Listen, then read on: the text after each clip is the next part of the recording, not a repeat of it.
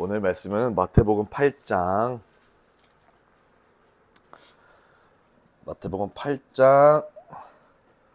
5절부터 13절까지 되겠습니다. 와, 많다. 8장 5절부터 13절까지입니다. 한번 읽어보겠습니다. 예수께서 시작. 예수께서 가브나움에 들어가시니 한 백부장이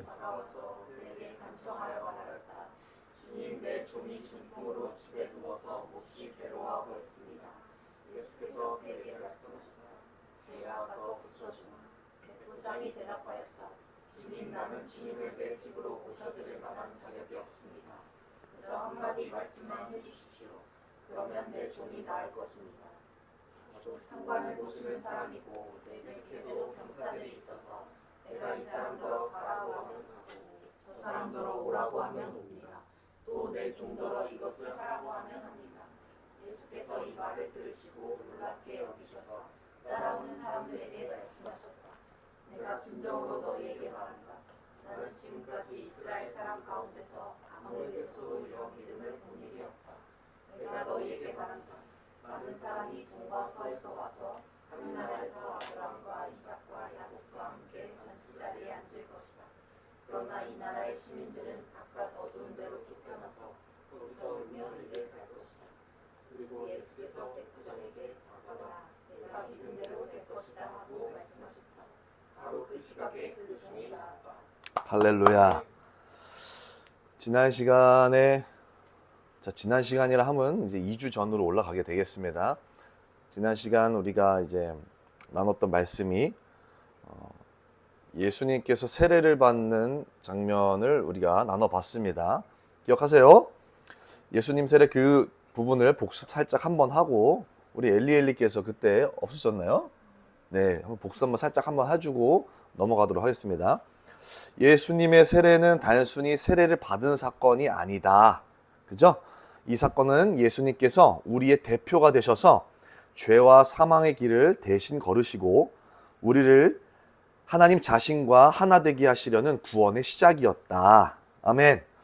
그러니까 예수님이 십자가를 지시러 이 땅에 내려오신 이유, 그 전에 예수님이 세례를 받으신 이유는 죄가 없으신 의인이신 예수님께서 왜 세례를 받았냐면 우리의 대표가 되셔서 우리를 구원케 하기 위해서, 우리가 받을 세례, 우리가 받을 죄사함, 우리가 받을 구속함, 우리가 받을 하나님의 아들됨, 이것을 위해서 주님이 직접 이 땅에 내려오셔서 그 모든 인간들이 해야 될 행함들을, 율법들을 완성하기 위해서 이 땅에 오셔서 기꺼이 죄인들에게 무릎을 꿇고 세례를 받으셨다. 그러므로 신앙생활은 뭔가를 더 열심히 하고 더 많이 하는 싸움이 아니라 예수와 연결되는 싸움을 하는 것이 신앙생활이다. 아멘.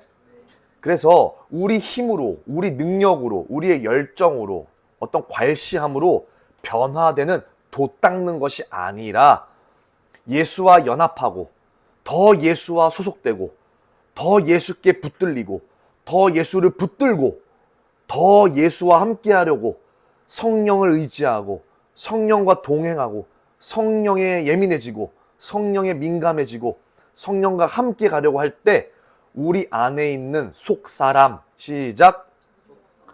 속사람, 우리 안에 있는 속사람이 살아나기 시작할 겁니다.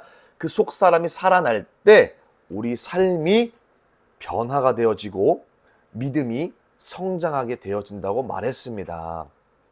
그래서 신앙생활의 본질은 예수를 위해서 우리가 무엇을 어떻게 열심히 하는가가 아니라 얼마나 예수와 함께 살았는가, 얼마나 우리들 삶에 놓여져 있는 모든 것들을 예수와 함께 풀었는가. 할렐루야. 여러분들 옆에 있는 사람과 인사하겠습니다. 예수와 함께 풉시다. 뭐 노력하려고 하지 마세요. 시작. 노력하려고 하지 마세요. 꿍꿍이는 다 보입니다. 왜 안 따라하세요? 여러분들이 힘쓰고 집중해야 될 일은 내 하루하루 모든 일거일투족을 예수와 함께 하기 위해서. 아니, 되게 어색하네, 뭔가 이 느낌이 좀 그래. 아유, 참, 이게. 하여튼, 뭐, 예수와 함께 걸어가고 예수와 함께 묶여가려고 집중해야 된다. 여러분들, 이번 주 한 주 동안 여러분들 가운데 이슈는 뭐였어요? 네? 조카와 노는 거였어요? 아니면 일하는 거였어요? 또 여기 방학하신 분도 계시고, 또 일 여전히, 예, 세종을 왔다 갔다 하시는 분도 계시고, 예, 또 아기가 이제 발로 차가지고 이제 슬슬 이제 좀 맞짱 뜨려고 하는 산부도 계시고, 여전히 그 자리에서 알바하고 계신 분도 계시고, 여러분들 일주일 동안 삶의 이슈가 뭐였어요? 어떤 게 여러분 삶의 이슈였나요? 그 이슈를 예수와 묶었나요? 응? 예수와 함께 풀어가나요? 예수께 붙들리려고 하나요? 여러분들, 노력입니다. 어떤 노력이냐면요, 예수를 위해서 뭔가를 하려고 하는 노력이 아니라 내 삶의 여러 이슈들, 상황들, 환경 속에서 예수를 붙들려고 하는데 집중을 해야 돼요. 그거 힘들어요. 힘이 들어갑니다. 그죠? 내 삶의 이슈에서 예수를 빼는 게 쉬워요. 내 삶에 놓여지는 상황과 환경 속에서 예수를 빼고 내 생각과 내 의지를 하는 게 쉽단 말이에요. 거기에 예수와 묶으려고 그러고 예수의 뜻을 쫓으려고 그러고 성령에 의지하려고 하는 것들 힘듭니다. 그런데 우리 거기에 힘써야 된다는 거예요. 할렐루야. 거기에 힘을 쓰시길 축복합니다. 그럴 때 하나님께서 우리들의 속사람을 강건하게 하시사 우리가 할 수 없는 일들에 주님의 놀라운 역사와 기적들을 베풀어 주신다. 할렐루야. 그럼 자, 여러분들, 옆 사람 지금 보고 만약에 우리가 나눔을 할 때 이번 한 주 동안 중요합니다. 한 주 동안, 그리고 매일매일 우리가 오랜만에 만났을 때, 뭐 3일, 4일 후에 만났을 때 우리끼리 서로 주고받는 신앙의 토크가 어떤 토크여야겠어요? 이제 예수를 붙드는 싸움을 한 토크여야 되고 예수와 묶이려고 하는 토크를 해야 되는데 어떤 토크가 나와야 되겠어요? 그걸 명심하셔야 돼요. 그거를. 아시겠죠? 여러분들, 제가 최근에 이제 마가의 다락방이라는 교회 이제 목사님 때문에 거기 가서 신앙생활 하는 사람들도 보고, 또 청년들도 보고, 목사들도 보고, 전도사들도 보고, 여러 신앙생활을 지금 열정적으로 하려고 하는 사람들을 이렇게 조금씩 면밀히 좀 보고 있는데요. 그들 가운데 예수와 묶인 싸움을 하는 자들이 정말 없어요. 정말. 저희가 기회가 되면 이제 다른 교회를 가서 우리가 다 같이 한번 현장 예배를 오랜만에 드리려고 할 텐데요. 지금 예수를 믿는다고 교회를 다니는 많은 사람들이 예수와 묶여서 가려고 하는 싸움을 하지 않는, 그냥 교회만 왔다 갔다 하고 있는, 신앙생활을 여전히 무속신앙처럼 도 닦으려고 하고 있는, 종교생활을 하고 있는, 도그마 거기에 빠져 있는, 자, 이제 슬슬 조금씩 여러분 들어오셔야 돼요. 그런 생활들을 하고 있는 사람들이 너무 많습니다. 그 속에서 우리들이 조금 더 깨어있게 가야 될 줄 믿습니다. 여러분들, 예수와 묶인 싸움을 하시길 바랍니다. 아멘. 오늘 본문의 말씀이 백부장의 믿음에 관련된 말씀입니다. 여기서 중요 구절이 있다면 이제 10절과 13절이 되겠죠. 이스라엘 중에 아무에게도 이만한 믿음 보지 못했다. 가라 믿음대로 될지어다. 등등 주님의 좋은 명대사들이 나와요. 그죠? 이 사건이 단순히 백부장이 믿었더니 하인이 병고침을 받았다. 그리고 이들이 어떤 믿음을 가졌길래 병고침이 역사가 됐을까? 여기에 포인트를 두고 많은 사람들이 읽게 됩니다. 물론 그렇게 문자적과 스토리적으로 이해해도 좋습니다. 그러나 우리는 조금 더 다른 관점으로 보기를 소망합니다. 백부장이 믿었더니 하인이 병을 고침을 받았다라고 하는 개념보다, 병 고침 어떤 사건보다 예수가 누구인지, 예수 그리스도가 도대체 누구인지, 그 예수 그리스도가 누구이길래 백부장이 어떠한 믿음을 펼쳐 보였는지, 그랬을 때 주님께서 감동을 받으셨는지, 그죠? 우리가 언힌더드로서 주님께 감동을 끼칠 수 있는 믿음의 소유자가 되기를 축복합니다.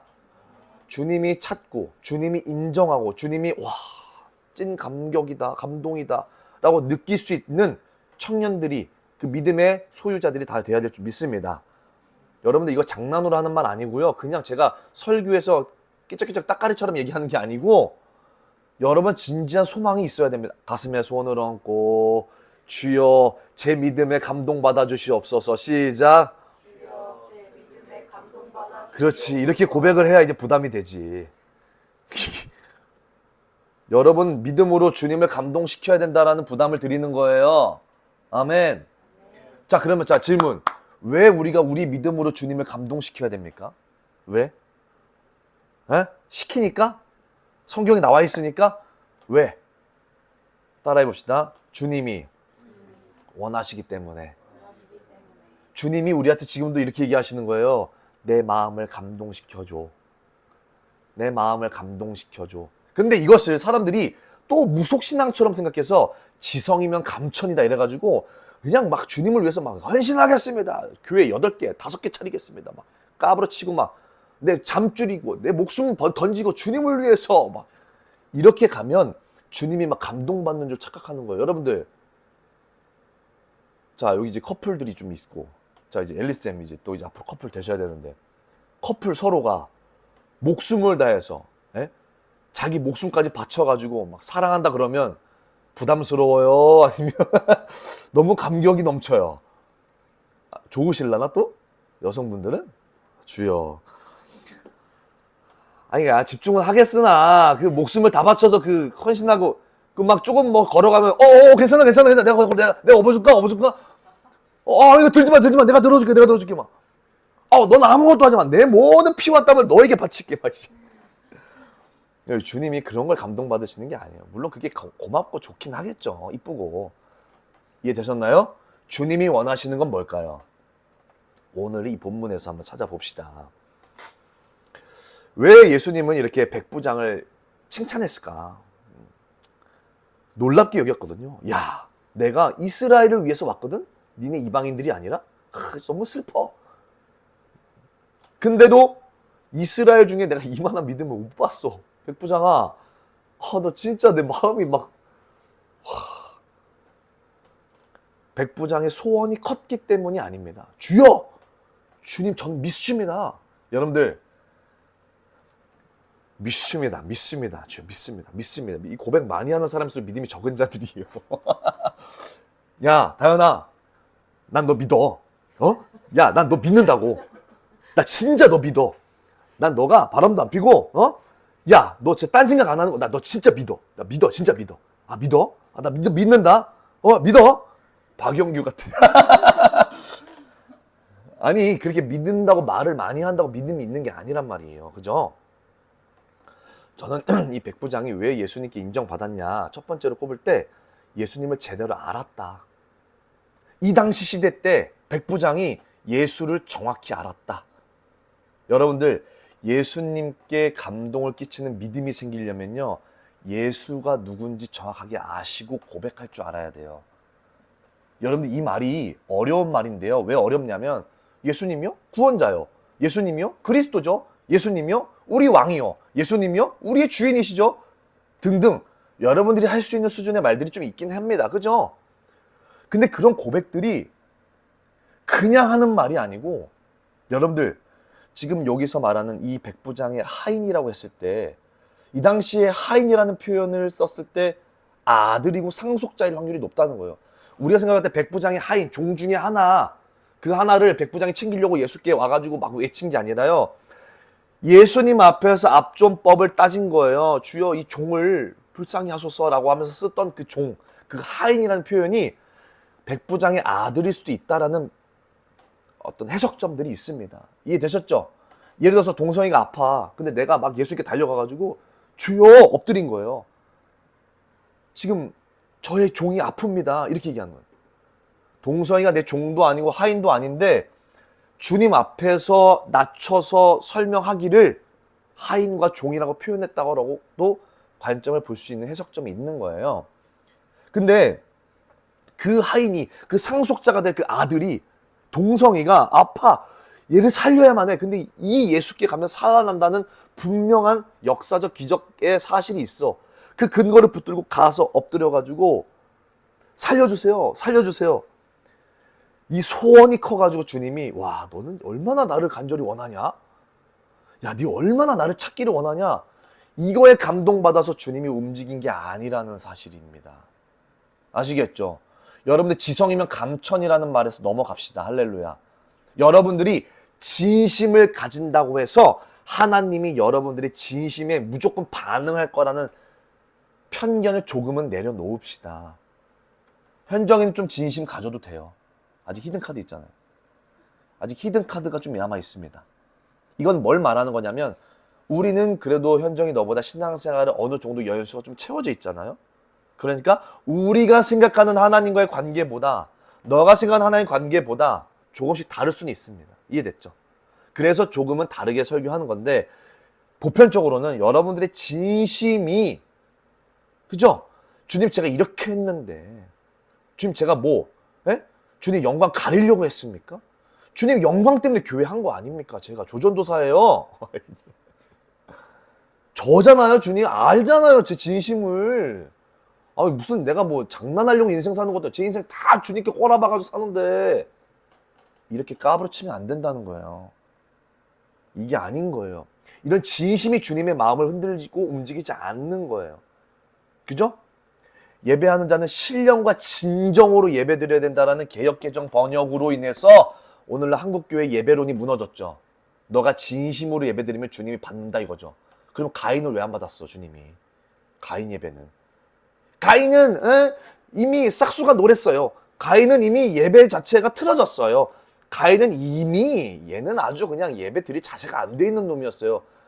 이렇게 해석들을 하고 있다고. 아니라고. 가인이 얼마나 억울하면 아들을 죽였겠어요. 이해되세요? 현정이가 오늘 눈물로 기도하고 대표 기도하고 예배를 열심히 드렸는데 오늘 은우는 잤어.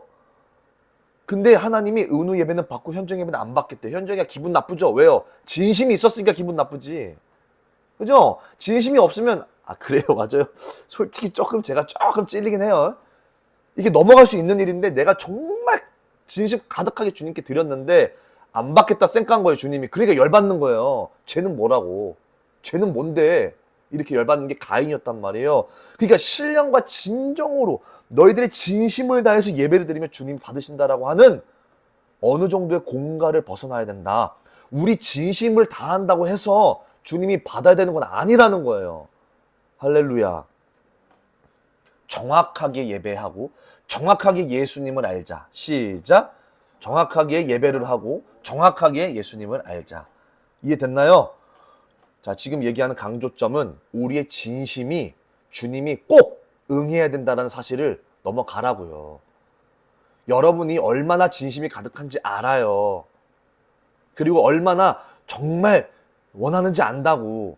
근데 그것을 가지고 이세벨처럼 주님을 조종하지 말라고. 백부장은 예수님을 어떻게 봤을까? 주여 내 집에 들어오심을 내가 감당하지 못하겠나이다. 말씀만 하세요. 말씀만. 여기서 나타나는 백부장의 태도. 첫 번째, 자신에 대한 인식이 있었어요. 주여 저는 주님을 감당할 수 없는 죄인이로소이다. 어디서 많이 들었죠? 어디서 들었죠? 누가복음 3장 무슨 얘기였어요? 누가복음 3장 맞나? 맞아요? 뭔 새끼들? 뭔 자식들? 독사의 자식들. 구분길 피고 오는 세례 요한에게 그 세례 요한이 제일 먼저 외쳤던 그 말 뭐예요? 독사의 자식들아, 이게 무슨 말이에요? 윤리와 도덕적으로 망가져서 그런 말 한 거예요? 그럼 누구 보고 독사의 자식들이야 그런 거예요? 우리 모두에게 그런 거죠. 우리 모두가 스스로가 독사의 새끼인 걸, 맹독을 가진 독사라는 것을 알지 못하면 우리의 굽어있고 휘어있는 우리들의 잘못된 독사인 우리들의 마음의 성정을 펴줄 예수 그리스도를 영접할 수 없다 이거죠. 할렐루야. 기억나시죠? 그래서 우리가 제일 먼저 고백해야 될 내용이 뭐라 그랬어요? 나는 독사의 새끼다. 나는 독사의 자식이다. 나는 조두순과 유영철과 오늘 요번에 나온 그 감옥에서 나온 걔 누구야? 그 여고생 죽인 애. 그 약간 서글서글하게 눈 크고 죄 안 지을 것처럼 생긴 게 있잖아요. 아니 그 있잖아요. 그 누굽니까 걔? 알죠? 그 젊은 애 죽인 애 강간하고 죽인 애 있잖아요. 그 누구예요 걔? 하여튼 우리는 그런 존재입니다. 나는 주님을 감당할 수 없습니다라는 태도가 있었어요. 그러니까 예수님이 이러는 거예요. 보세요. 여러분들 이 당시에는 유대인만 구원을 받겠다라는 어떤 풍조가 있었죠. 분위기상. 예수님도 그런 고백들을 했고, 야 주인은 그죠? 개푸스러기 얘기 사건 하면서. 근데 이방인이 뛰어와요. 로마 백부장이에요. 뛰어와요. 뛰어와서 예수 앞에 딱 대면했을 때 이 백부장도 충분히 가지고 있는 지위가 있고 자기가 어느 정도 가지고 있는 여러 가지 명예와 영광이 있는데 그것들 다 없이 그냥 그 창조주와 구원자 앞에 딱 쓴 거예요. 거기서 이렇게 고백하는 거예요. 주인, 저는 죄인입니다. 제가 할 수 있는 건 아무것도 없습니다. 그리고 제가 주님을 감당할 수도 없습니다. 그러니 두 번째, 예수님에 대한 인식이 있었던 거예요. 주님, 말씀만 하소서. 말씀만 하소서. 여러분들 이 말은 무슨 말이냐면요. 주님, 저는 주님을 믿습니다. 예? 주님 믿어요. 이런 고백을 강조한 표현이 아니에요. 저는 자격이 없습니다. 근데 주님 말씀 한마디만 해주십시오. 그 말씀 한마디가 하인을 고칠 걸 믿습니다라고 고백한 게 아니라 주님 그냥 그 말씀 한마디만 저에게 해주십시오. 이 백부장은 하인을 고치고 하인의 병을 낫게끔 하는 데에 혈안이 된 부분이 없다는 거예요. 이 백부장의 고백은 주님 말씀만 하소서. 그냥 말씀만. 주님 말씀 한 말씀이면 충분합니다. 이거 우리 삶에 적용했을 때 우리 삶에 풀리지 않는 문제가 있어요. 돌파되지 않는 구간이 있어요. 해결되지 못하는 엄청 답답한 상황이 있어요. 그 상황 가운데 우린 이렇게 얘기하는 거예요. 하나님 이 문제를 해결해 주십시오.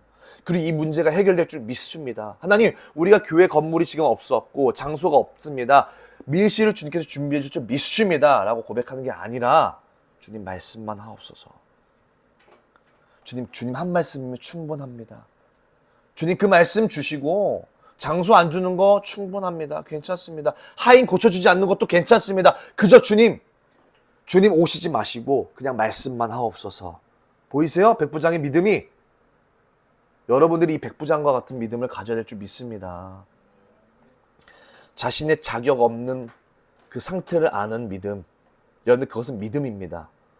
여러분이 예수 앞에 아무것도 할 수 없다라는, 바짝 엎드려서 내가 할 수 있는 것은 아무것도 없다라는 것이 고백되어지는 것이 믿음이에요. 다시 말하면 그 고백은 어렵다는 거예요. 어렵습니다. 우리가 해보려고 하고 우리가 하려고 하는 힘이 들어가는 거예요. 근데 우린 할 수 없습니다 라고 말하는 그 고백, 그 믿음의 고백, 그것을 우리가 가져야 될 줄 믿습니다.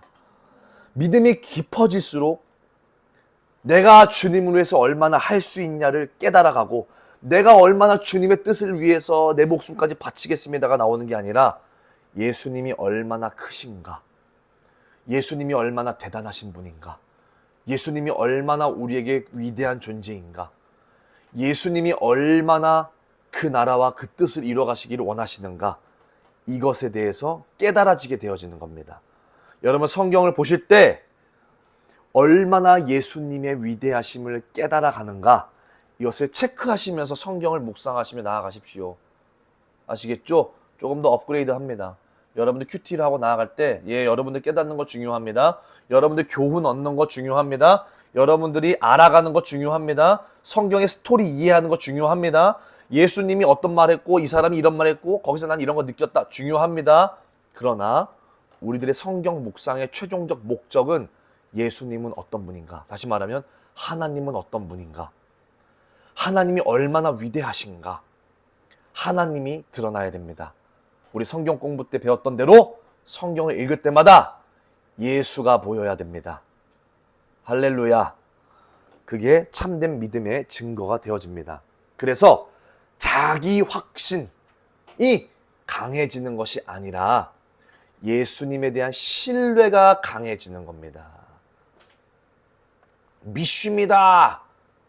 강하죠? 이게 아니라 예수님에 대한 신뢰가 생기는 거예요. 그것은 눈에 보이지 않습니다. 눈에 보이지 않아요. 신뢰는 반드시 주님을 알고 믿고 경험하게 될 때 나타나게 되어집니다. 그리고 예수님의 권세를 아는 믿음을 가졌던 백부장이었다고 얘기했습니다. 자신도 분명히 권세가 있음에도 불구하고 자신이 충분히 할 수 있음에도 불구하고 여러분들 제가 지금 이제 장소를 우리가 이제 섭외하는 과정 가운데 있는데요. 대전뿐만이 아니라 지금 서울도 1층 사모님네가 9월 30일까지 재계약을 안 함으로 인해서 서울도 지금 장소 이전이 필요한 상황이 됐고 평택도 민원이 들어오고 하면서 장소 이전하는 사건이 왔어요. 그래서 지금 전 교회가 그리고 속초에 있는 심지어 저희 어머님 있는 미용실에도 건물의 여러 가지 것들 때문에 새로 개편해야 되는 여러 상황들이 놓였어요. 전체적으로 다 지금 장소와 공간이 필요한 상황이 놓였어요. 어떻게 하나님 풀어가실지 몰라요. 근데 제가 마음만 먹으면 왜 전략을 모르겠어요. 여러분들 교회에 사람들 오게 하는 건 쉽다니까요. 예? 장소도 우리가 조금만 머리 굴리면 여러분들 아시죠? 여러분들 생각했을 때 어떻게 교인들이 많이 오는지 느낌 오시잖아요. 마케팅은 굉장히 쉬운 거예요. 제일 쉬운 게 마케팅이에요. 그래서 어떻게 건물을 얻어서 최소한의 비용을 들어서 수많은 사람들이 올 수 있게끔 하는지 전략만 짜는 건 너무 쉬워요. 할 수 있다고. 그걸 제가 제일 잘하는 부분이에요. 나대는 거 잘하잖아요. 제일 잘할 수 있는 부분인데 그걸 하나님이 하지 말라고 한단 말이에요. 아니 어쩌면 제가 하나님 앞에 내려놓는 거예요. 하나님 저 이거 할 수 있거든요. 그리고 우리 동성이 은우 주변에 좀 더 남자 청년들이 많았으면 좋겠어요. 현정이 나를 또래 여자애들이 좀 있으면 좋지 않겠어요? 이런 생각 늘 안 하겠어요 제가? 하면서도 이거 나가면 금방인데 그냥 주말에 끌고 나가면 돼. 다 끌고 나가서 한바탕 돌면 돼. 그러면 한 주에 한두 명씩은 꼭 온다고. 그 붙잡기만 하면 우리 성도도 늘어나고 여기서 예배 못 드려요. 놀라운 일들이 그냥 일어날 수 있는데도 불구하고 그것들이 아닌 그 반납하겠습니다. 그 제가 할 수 있는 그 권리, 권력, 어떤 권세 그거 반납하는 거예요. 왜냐하면 지금 그렇게 가는 것보다 더 중요한 것은 하나님이 어떤 뜻이 우리 교회 가운데 있고 무엇을 향해서 하나님이 얘기하고 있는지를 기억하고 나아가야 돼요. 저도 답답한 부분이 있죠. 하나님이 아직이야, 아니야 라고 얘기한 부분에 있어서 여러 고민을 해요. 뭐가 아닌데요? 라고 한 대답은 없으시고 유라가 풀리지 않는 뭔가가 있나요? 앨리스는 풀리지 않는 뭔가가 있어요? 다현이에요? 저예요? 우리 교회 뭡니까? 뭐가 해결돼야 됩니까? 어떤 누룩이 있나요? 아니 뭡니까? 주님은 얘기하지 않으세요. 근데 아직이라고밖에 얘기 안 하세요. 나 충분히 할 수 있는데 하지 말라고 얘기하는 것처럼 느껴지는 거죠. 그때 내려놓는 용기, 이거 용기가 필요합니다. 여러분 이건 굉장한 용기가 필요한 부분이에요. 근데 오늘 백부장이 내가 말하면 군사가 움직여요. 몇백 명이 움직일 수 있는 백부장이에요. 근데 그 백부장이 자기의 모든 권리와 권한을 다 권력을 내려놓고 주님의 앞에 와서 바짝 엎드리며 오실 필요도 없다고 얘기하며 주님의 권세와 주님의 위치와 권위를 인정하고 주님이 누군지를 알아서 고백해 드린 거예요. 여러분들의 삶에서 백부장과 같은 고백이 어떨 때 일어날까요? 어떨 때 나와야겠어요? 여러분이 세상을 살면서 다 물어봐야 돼요. 취업하는 것도 물어보셔야 되고 결혼하는 것도 물어보셔야 되고 어디로 가야 될까? 어떤 방향을 추구하고 나아가야 될까? 다 물어보셔야 돼요. 사람들과의 관계에 대해서도 주님과 엮여서 물어보셔야 되고요. 그죠? 다 물어보고 움직여야 돼요. 그럴 때마다 백부장과 같은 주님의 권세와 권위를 인정하는 고백이 어떻게 나와야 될까요? 한번 생각해 보시기 바랍니다. 그리고 백부장의 세 번째 믿음, 말씀 하나면 충분하다라는 그 믿음이 있었다고 했죠. 백부장은 여러분들 나사로 사건 아세요? 그 다음 11장 나온 나사로 사건이 있는데 그 나사로 사건 때 뭐라 그래요? 주님이 여기에 계셨더라면 죽지 않았을 텐데요. 그죠? 백부장이 만약에 정말 하인을 고치고 싶은 마음이었다면 주님 데리고 가야 돼요? 안 가야 돼요? 가야죠. 왜요? 주님은 육신이라는 한계가 있으신 분이세요. 그분이 움직일 때 옷자락 만질 때 역사가 나타났고 그분이 앞에서 일어나 걸어 할 때 걷는 거예요. 그분이 직접 임재하시고 오셔야 된다는 사건이 매번 나왔단 말이에요. 그럼 백부장도 알겠죠. 그럼 백부장이 정말 하인을 고치고 싶었다면 어떻게 했어야 돼요? 오셔야죠. 데리고 가셔야죠. 주님 누추하지만 저희 집이 누추하지만 저희가 아무것도 없는 누추하지만 백부장이어도 주님 앞에는 아무것도 아닙니다. 제가 그래도 말 하나만 낙이 타지 마시고 말로 가세요. 갈까요? 근데 그렇게 안 했다는 거예요. 오지 마세요라고 한 거예요. 충분합니다, 주여. 말씀만 해주소서. 그 고백이 어떤 고백이었을까요? 그게 백부장은 예수께서 손을 대셔야 치료받는다는 것을 안 여겼어요. 직접 방문해야 된다는 것도 여기지 않았어요. 직접 예수께서 눈으로 확인해서 상태가 이렇네. 그러니 이렇게 해줄게. 이거 이렇게 해라. 진흙을 침 발라가지고 눈에 발라줄게. 이런 어떠한 치료법을 그런 걸 의지하지 않았다는 거예요. 어떤 특별한 의식이나 해결점들을 요구하지 않았어요. 백부장이 원했던 건 뭐예요? 백부장이 원한 건 뭐예요? 그냥 주님의 말씀이면 충분했다는 거예요. 다시 말하면 주님, 저 주님 지금 만났고 주님 앞에 섰고 주님이 지금 저를 마주하고 계시고 저랑 지금 마주했다면 제 얘기를 들었다면 저 그걸로 충분합니다. 저 그거면 됩니다. 여러분들 인생 가운데 이런 백부장과 같은 고백이 나와야 될 줄 믿습니다. 자, 지금 점점 좁혀갑니다. 백부장이 어떤 믿음이었는지 여러분 삶 가운데 좁혀가셔야 돼요. 네 번째, 환경보다 예수를 믿었던 믿음이었어요. 백부장이. 자신의 상황을 몰랐던 사람이 아닙니다. 백부장은. 고통받을 것이고 백부장의 믿음은 다시 한번 말하자면 반드시 병이 나을 거다라고 믿음을 갖고 예수를 찾아오지 않았어요. 오히려 핵심은 뭐냐면 내가 예수님이 누군지를 알아. 내가 예수님이 누군지 안다고. 그래서 내가 예수를 지금 만나러 가야 돼. 여러분 상황 가운데 여러분이 해결하기 바쁜 그 눈앞에 놓여진 현실과 상황 가운데 주님을 찾겠어요? 해결점을 찾겠어요? 어떻게 하셔야겠어요? 주님을 찾아야 된다는 거예요. 주님을 찾고 묻고 구해야 된다는 거예요. 여러분들, 대전에 있는 여러분들이시여, 대전 사람들 특징을 보니까 똑똑해요. 대전 사람들이 똑똑하다고. 옆 사람 보면서 인사할게요. 안 똑똑하다. 시작. 대전 사람들이 똑똑하다라고 얘기하는 이유는 뭐냐면요, 다른 지역보다 여기가 학구열이 높아요. 그래서 수학 문제를 잘 풀어요. 이 말이 무슨 말이냐면 해결하려고 하는데 능통하다고요.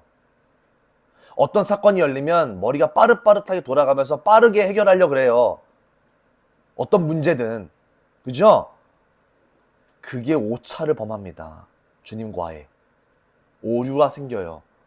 주님께 물을 시간도 없이 이 상황을 해결해야 되는 건 사실이니 이 상황을 해결하는데 온 마음과 뜻을 다하는 거예요. 주님께 물어보지 않고.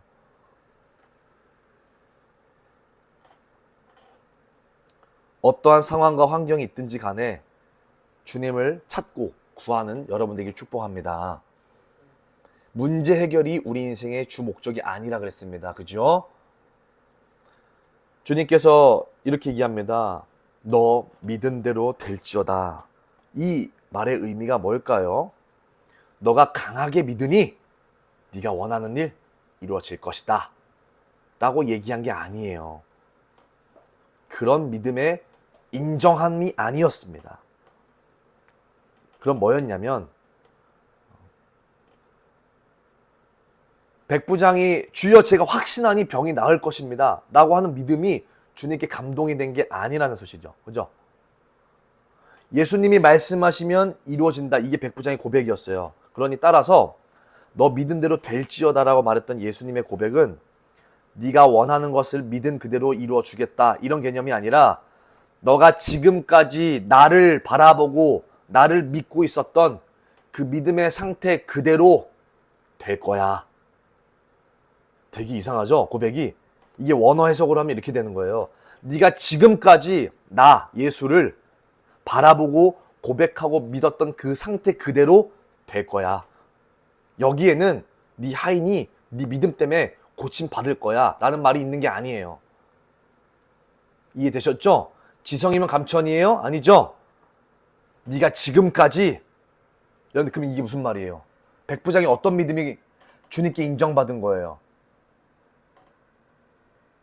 그동안 계속해서 백부장이 멀리 떨어져 있음에도 불구하고 예수의 소문을 들음 가운데 믿음이 생겼어. 예수가 어떤 분인지. 근데 들리는 소문이 날마다 휘황찬란한 소리들이야. 귀신을 쫓아냈대. 2,000마리가 나갔대. 사람을 안진뱅이를 일으켰대. 몇십 년 된 병자를 고쳤대. 막 이런 수많은 오병이어 사건을 일으켰대. 이런 수많은 휘황찬란한 그런 소문과 소문 가운데 백부장이 가지고 있었던 믿음은 어떤 믿음이었을까? 고침을 받는다? 저 사람 능력 있어서 내가 기도하면 뭐든지 응답해 주시고 해결을 해 주시고 역사해 주시고 내 두 눈 앞에서 나를 승리자로 만들어 주신다.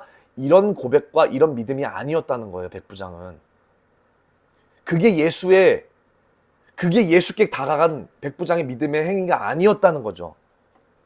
그죠? 네가 지금까지 나를 바라보고 믿고 있는 그대로 될 것이다 라고 말했던 것은 어디에 핵심이 있는 거예요? 그동안 백부장이 그 휘황찬란한 예수에 대한 소문을 들으면서 어떤 믿음을 소유했다는 거예요? 주님은 저렇게 고쳐주는 게 주된 사역이 아닐 거야. 우리 예수님은 그런 분이 아니야. 그러니 가서 고쳐달라는 말, 주님 오라고 하시는 그 말 안 한 거죠. 뭐였냐면 주님은 창조주시고 구원자이시고 주님은 주님이셔. 주님은 그냥 주님이셔. 이 믿음의 상태에 있었던 백부장. 할렐루야. 주님은 주님이셔.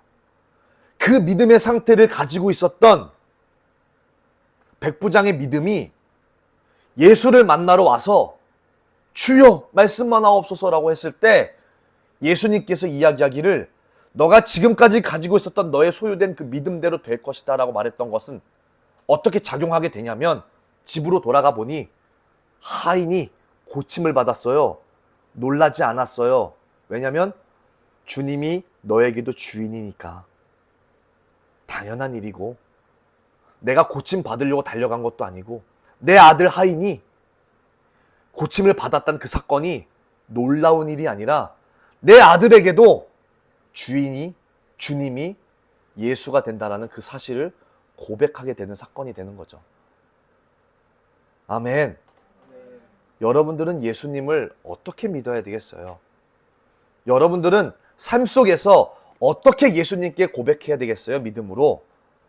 여러분 삶에 놓여져 있는 수많은 상황과 환경 가운데 예수님께 달려가서 뭐라고 고백해야 되겠어요? 그리고 여러분들이 그동안 무슨 믿음을 가지고 소유하고 상태를 가지고 있어야 주님이 그대로 역사하시겠어요?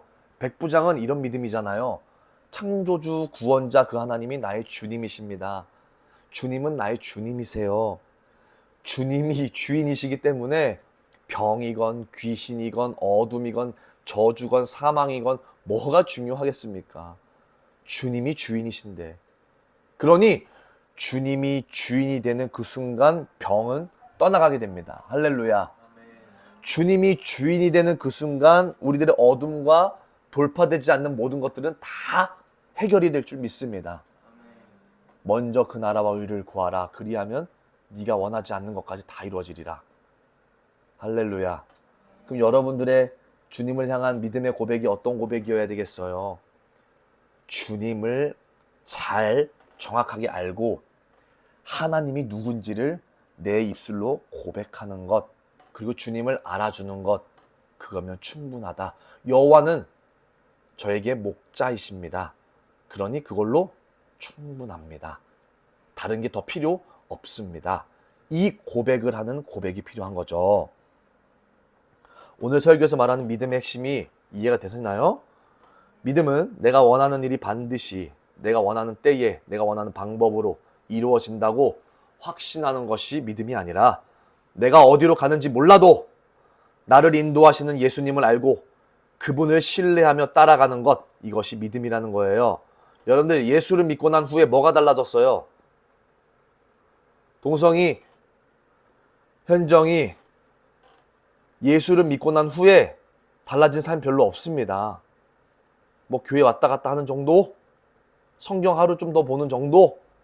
달라진 삶은 없습니다. 똑같이 돈 벌어야 되죠? 똑같이 현실 속에 있어야 되죠? 사회 속에 있어야 되죠? 달라진 게 뭘까요? 여러분들, 예수를 믿으면 달라진 건 이겁니다. 우리는 반드시 잘 될 거야. 이 잘 될 거야 라는 뜻은 풍성해지고 높은 데 올라가고 더 많이 갖게 되고 더 많이 누리는 걸 잘 된다라고 얘기하는 게 아니라, 예수를 믿은 그 순간 우리의 인생은 가치 있게 여겨질 것이다.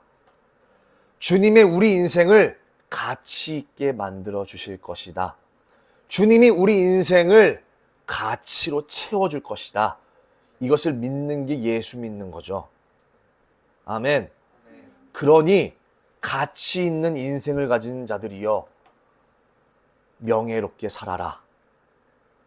하나님의 영광과 가치를 너희들에게 준, 그것을 받은 인생을 가진 너희들아, 청년들아, 명예롭고 영광스럽게 살아라. 그 믿음을 가지고 살아가는 자들이 우리 믿음의 소유자들입니다. 믿음의 초점은 문제 또는 문제 해결이 아닙니다. 내가 간절히 구하는 바가 해결되어지기 위해서 믿음을 사용하는 게 아니에요. 그럴 때 믿음을 사용하는 그 믿음을 보고 무속이라 그러는 거예요. 내가 원하는 이기적인 나의 욕심을 채우려고 하는 것, 그것을 위해서 금식 기도하는 것, 주님의 이름을 망령되이 여기는 것. 설령 그걸로 놀라운 기적을 경험했다고 할지라도 욥과 같은 고백처럼 내가 그것들을 믿어서 이뤘다고 얘기하지 아니하리 라고 고백할 줄 알아야 되는 거죠. 할렐루야. 본문 보면서 마무리 짓겠습니다. 5절 6절, 마태복음 8장 5절 6절 읽어보겠습니다. 시작. 예수께서 가버나움에 들어가시니 한 백부장이 나와서 그에게 간청하여 말하였다. 주님, 내 종이 중풍으로 집에 누워서 몹시 괴로워하고 있습니다. 백부장이 하인의 고통을 가지고 예수님께 나아왔습니다. 주님께 나아가야 돼요. 주님께 붙들어야 됩니다. 주님께 묶여야 됩니다. 할렐루야. 7절 시작.